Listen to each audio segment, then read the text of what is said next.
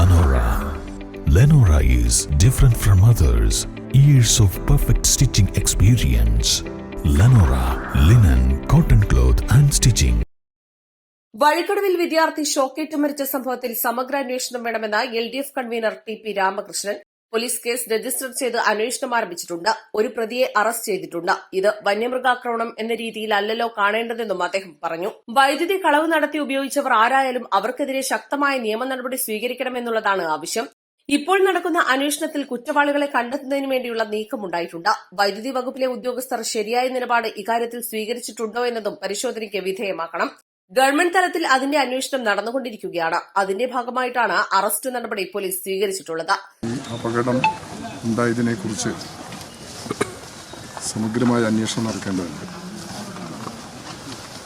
Police case register ചെയ്യുകയും അന്വേഷണം ആരംഭിക്കുകയും ചെയ്തു. ഇതിൽ കുറ്റക്കാരായ 3 ആളുകളെ പോലീസ് കസ്റ്റഡിയിലെടുത്ത്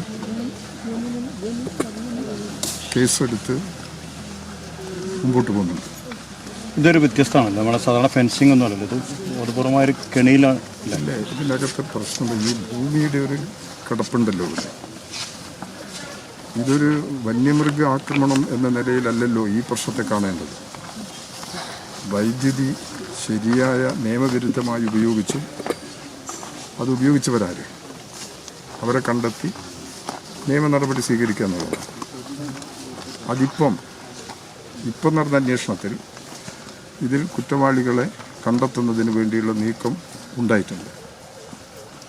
വൈദ്യുതി ഡിപ്പാർട്ട്മെൻറ്റിലെ ഉദ്യോഗസ്ഥന്മാർ ശരിയായ നിലപാട് ഈ കാര്യത്തിൽ സ്വീകരിച്ചോ എന്നതും പരിശോധനയ്ക്ക് വിധേയമാക്കേണ്ടത്.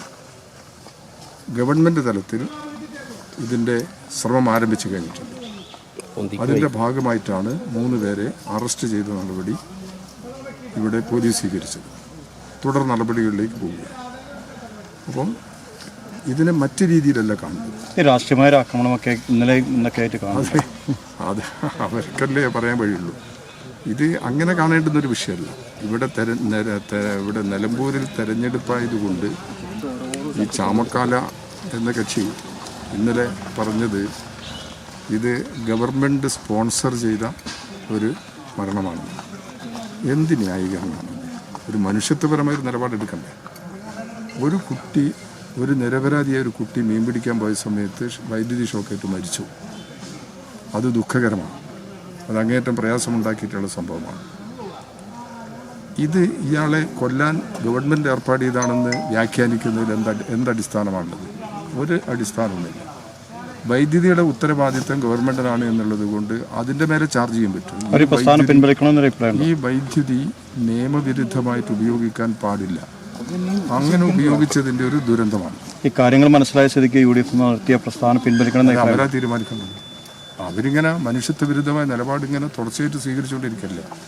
ജനങ്ങളത് തിരിച്ചറിയും എന്ന് തന്നെയാണ് ഞങ്ങൾ പ്രതീക്ഷിക്കുന്നത്. ജനങ്ങൾ തിരിച്ചറിഞ്ഞ് ഒരു ശരിയായ തീരുമാനത്തിൽ ജനങ്ങൾ എത്തിച്ചേരും. അതാണ് നാടിന്റെ പൊതുവെ. നിലമ്പൂരിൽ ഉപതെരഞ്ഞെടുപ്പായതുകൊണ്ട് അതിനെ മറ്റു രീതിയിൽ കാണരുത്. കോൺഗ്രസ് നേതാവ് ജ്യോതികുമാർ ചാമക്കാല പറഞ്ഞത് ഗവൺമെന്റ് സ്പോൺസേഡ് മരണമെന്നാണ്. ഇതിന് എന്ത് ന്യായീകരണമാണുള്ളത്? മനുഷ്യത്വരഹിതമായ നിലപാടെടുക്കേണ്ട സമയമല്ല ഇത്. ഒരു നിരപരാധിയായ കുട്ടി മീൻ പിടിക്കാൻ പോയ സമയത്ത് ഷോക്കേറ്റ് മരിച്ചു. അത് ഏറെ ദുഃഖകരമാണ്. അങ്ങേയറ്റ പ്രയാസമുണ്ടാക്കുന്ന സംഭവമാണ്.